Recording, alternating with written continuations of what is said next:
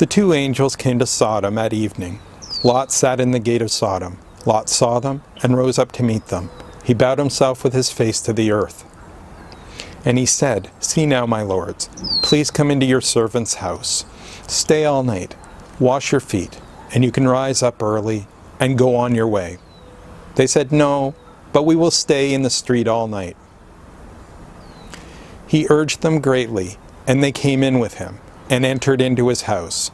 He made them a feast, and baked unleavened bread, and they ate. But before they lay down, the men of the city, the men of Sodom, surrounded the house, both young and old, all the people from every quarter. They called to Lot, and said to him, "Where are the men who came in to you this night? Bring them out to us, that we may have sex with them." Lot went out to them through the door, and shut the door after himself. He said, "Please, my brothers, don't act so wickedly. See now, I have 2 virgin daughters. Please let me bring them out to you, and you may do to them what seems good to you.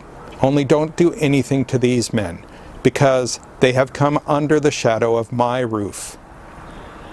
They said, "Stand back." Then they said, "This one fellow came in to live as a foreigner, and he appoints himself a judge? Now we will deal worse with you than with them." They pressed hard on the man Lot, and came near to break the door. But the men reached out their hand, and brought Lot into the house to them, and shut the door. They struck the men who were at the door of the house with blindness, both small and great, so that they wearied themselves to find the door.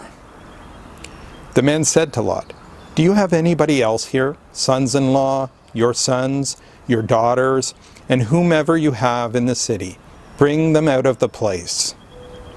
For we will destroy this place, because the outcry against them has grown so great before Yahweh, that Yahweh has sent us to destroy it."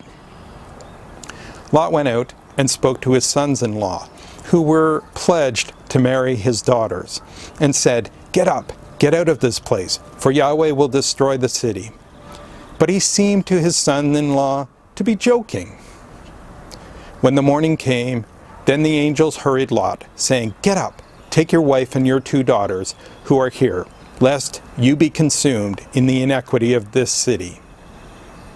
But he lingered, and the men grabbed his hand, his wife's hand, and his 2 daughters' hands, Yahweh being merciful to him, and they took him out and set him outside of the city.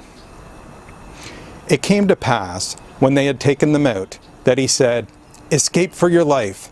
Don't look behind you, and don't stay anywhere in the plain. Escape to the mountains, lest you be consumed."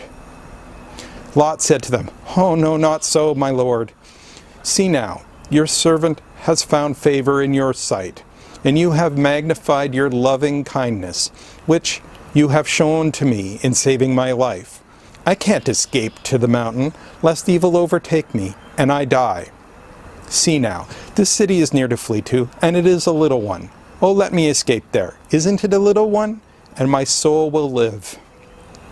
He said to him, "Behold, I have granted your request concerning this thing also, that I will not overthrow the city of which you have spoken. Hurry, escape there, for I can't do anything until you get there." Therefore the name of the city was called Zoar. The sun had risen on the earth when Lot came to Zoar. Then Yahweh rained on Sodom and on Gomorrah sulfur and fire from Yahweh out of the sky. He overthrew those cities, all the plain, all the inhabitants of the cities, and that which grew on the ground. But Lot's wife looked back from behind him, and she became a pillar of salt. Abraham went up early in the morning to the place where he had stood before Yahweh. He looked toward Sodom and Gomorrah, and toward all the land of the plain, and saw that the smoke of the land went up as the smoke of a furnace.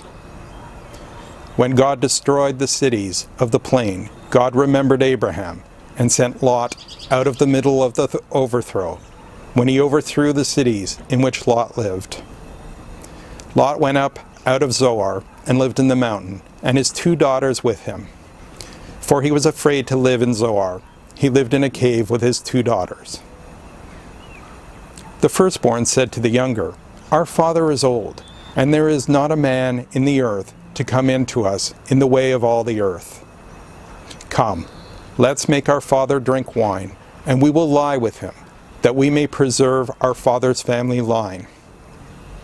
They made their father drink wine that night, and the firstborn went in and lay with her father. He didn't know when she lay down, nor when she arose.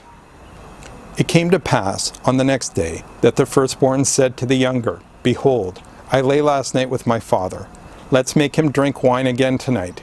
You go in and lie with him, that we may preserve our father's family line.